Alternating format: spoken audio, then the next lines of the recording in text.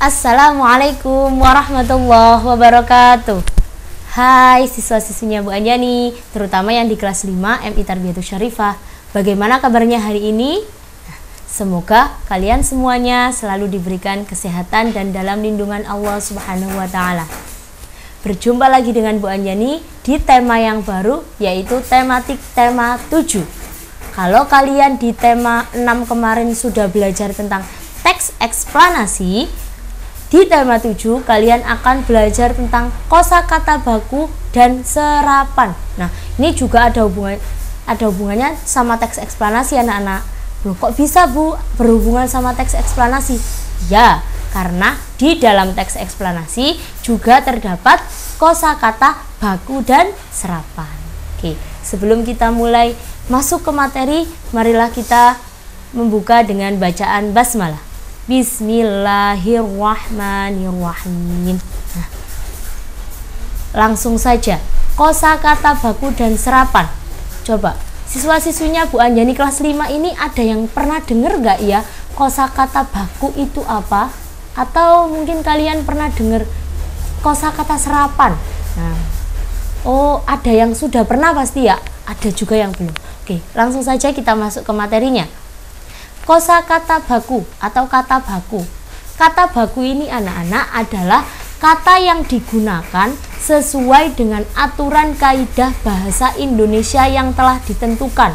Nah, dalam KBBI, kata baku ini digunakan dalam kalimat resmi, baik lisan maupun tertulis. Nah, biasanya kita kenal dengan ejaan EYD. Nah, itu. Jadi kata baku ini itu biasanya untuk bahasa yang formal, tidak untuk sehari-hari. Nah, kalau menyapa anak-anak tadi, bagaimana kabarnya hari ini? Nah, itu tidak termasuk dalam bahasa atau kata baku. Selanjutnya, nah, ciri-ciri kata baku. Kata baku itu apa? Tadi Bu Anjani katakan kata baku itu untuk bahasa formal. Selain itu, kata baku tidak dapat berubah setiap saat. Jadi kalau katanya apotek, ya sampai kapanpun dia akan apotek, gak bisa menjadi bahasa yang lain. Kalau bahasa gaul kan bisa bermacam-macam. On the way bisa jadi OTW. Nah, itu termasuk dalam kata tidak baku. Selanjutnya ada tidak terpengaruh bahasa daerah. Jadi tidak ada campurannya bahasa Jawa, bahasa Sunda, bahasa Medan, Batak, dan lain sebagainya. Dia bahasa Indonesia yang benar. Selanjutnya ada bukan bahasa percakapan sehari-hari. Jadi tidak kita gunakan kalau kita di kehidupan sehari-hari. Baik kita ngomong sama orang tua, kita berinteraksi, beli sesuatu, itu pasti tidak menggunakan kata baku. Selanjutnya, tidak terpengaruh bahasa asing. Jadi kata baku ini tidak ada hubungannya sama misalkan bahasa Inggris, bahasa Belanda, dan lain sebagainya. Dan yang terakhir ada tidak memiliki arti rancu. Maksudnya rancu itu apa, Bu? Artinya cuma satu, tidak macam-macam. Ya, kalau bahasa daerah, misalkan kita kenal makanan ote-ote. Nah, kalau di Jawa ote-ote. Kalau di Bandung namanya bala-bala, kalau di Jakarta namanya bakwan. Nah, itu kan berarti dia bahasanya tidak baku. Di setiap daerah berbeda-beda. Itu contohnya, ciri-ciri dari kata baku itu sendiri. Nah, selain kata baku, lawannya tadi apa? Kata tidak baku. Nah, kata tidak baku ini itu adalah kata yang digunakan tidak sesuai dengan kaidah bahasa Indonesia yang baik dan benar atau yang telah ditentukan. Di sini kata tidak baku sering kita gunakan dalam kehidupan sehari-hari. Apa Bu ciri-cirinya? Ciri-ciri dari kata baku itu sendiri, yang pertama, dapat terpengaruh bahasa daerah atau asing. Nah, seperti yang katanya Bu Anjani tadi, contoh makanan. Di setiap daerah itu namanya berbeda-beda karena terpengaruh bahasa daerah atau bahasa asingnya masing-masing. Yang kedua, terpengaruh perkembangan zaman. Jadi kalau zaman dulu sama zaman sekarang bahasanya itu berbeda. Kalau sekarang itu, kalau dulu ditanya sudah sampai mana, saya sampai jalan ini. Kalau sekarang sudah sampai mana, masih OTW. Beda kan? Itu bahasa tidak baku atau kata tidak baku. Selanjutnya digunakan pada percakapan santai, terutama dalam kehidupan sehari-hari. Kalian berbincang dengan orang tua, membeli sesuatu, transaksi di toko atau di mall, itu menggunakan kata tidak baku. Yang keempat atau yang terakhir ada dapat dibuat oleh siapa saja sesuai keinginannya. Nah, jadi kalau kalian ingin membuat kata baru misalnya, boleh. Atau ada kata terus kalian on the way, kalian jadikan OTW biar lebih pendek. Nggak tahu jadi GTW. Nah, itu salah satu contoh dari kata tidak baku. Kan yang bakunya itu tidak tahu. Kalau jadi tidak bakunya jadi nggak tahu.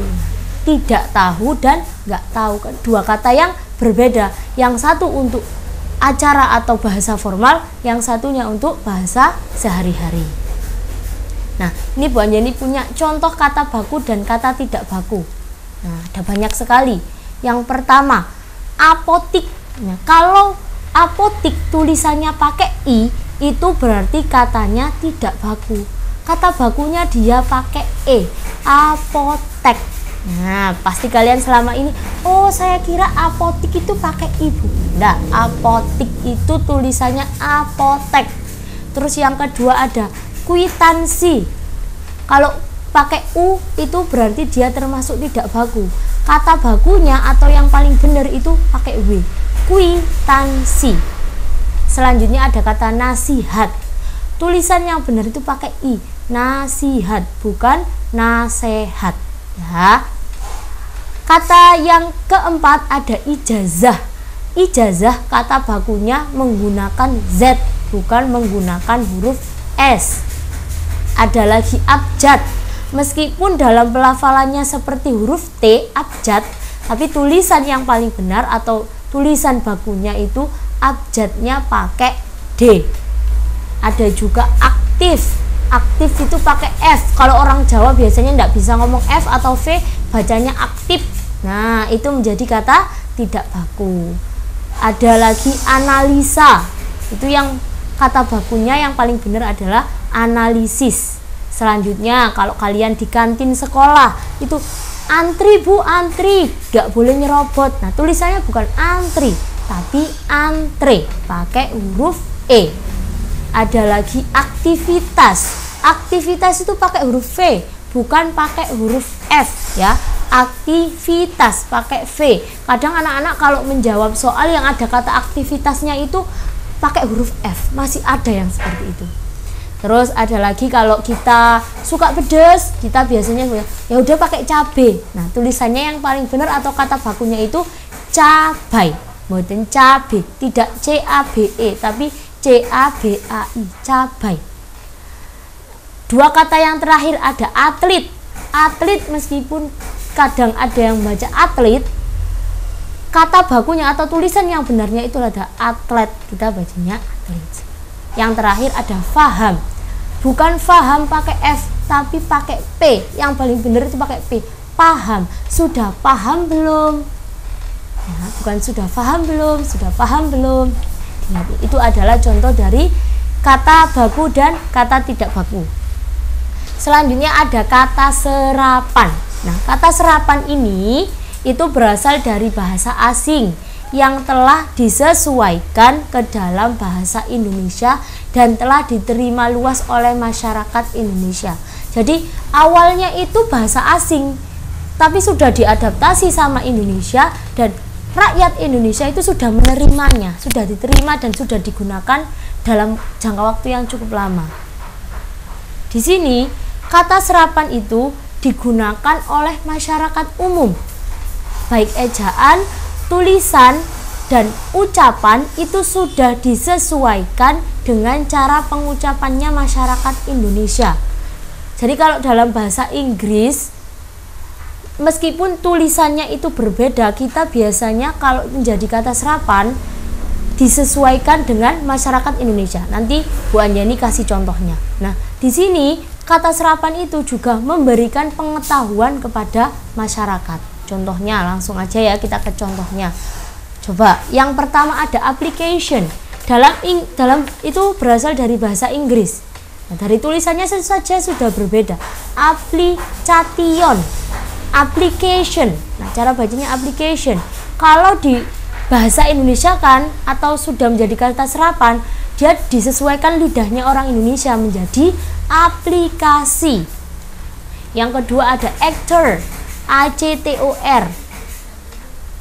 Dalam bahasa Indonesia sudah diserap menjadi aktor, biar sesuai dengan lidah dan cara ngomongnya orang Indonesia.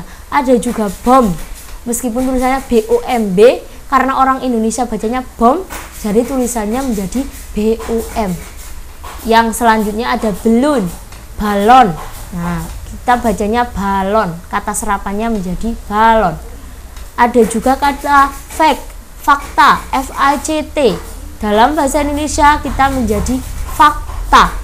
Terus kalau tadi sudah dari Inggris, kita pindah dari Portugis, ada algos. Nah, di sini dalam bahasa Indonesia diserap menjadi algojo. Nah, pasti kalian baru tahu ya, kalau algojo itu ternyata tidak dari bahasa Indonesia asli, tapi serapan dari bahasa Portugis. Ada lagi atlet. Nah, atlet juga bukan bahasa Indonesia asli, tapi kata serapan, yaitu dari bahasa Belanda. Ada juga amatir. Amatir itu orang yang kurang berpengalaman, amatir. Itu berasal dari bahasa Belanda juga, amateur tulisannya. Karena kita lidah orang Indonesia menjadi amatir. Terus bagia. Nah, kalian tahu nggak bagia? Yang biasanya sering digunakan sama nenek-nenek kalian itu bagia. Nah, bagia itu ternyata dari bahasa Cina. Selanjutnya ada bangko dari Portugis.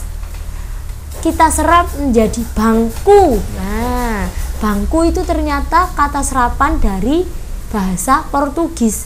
Ada juga bolo dari bahasa Portugis, bahasa serapannya bolu. Yang terakhir ada kondusif, itu dari Inggris. Kata serapannya menjadi tetap bacanya sama, kondusif, tapi berbeda tulisan. Itu tadi sebagian dari contoh kata serapan. Kalian bisa mencari di internet, mencari di buku kalian, banyak sekali bahasa atau kata serapan. Tadi penjelasan Bu Anjani tentang kata baku dan kata serapan. Tugas kalian di rumah yaitu carilah kata baku dan kata serapan dari bacaan tanam paksa yang ada di LKS halaman 18. Jadi di situ ada sebuah artikel atau sebuah bacaan yang berjudul tanam paksa. Kalian cari kata baku dan kata serapannya. Sudah tahu kan tadi Bu Anjani kasih beberapa contoh. Kalau kurang Bu contohnya, bisa kalian cari di Google, bisa kalian cari di YouTube, bisa kalian cari di buku kalian lebih lanjut.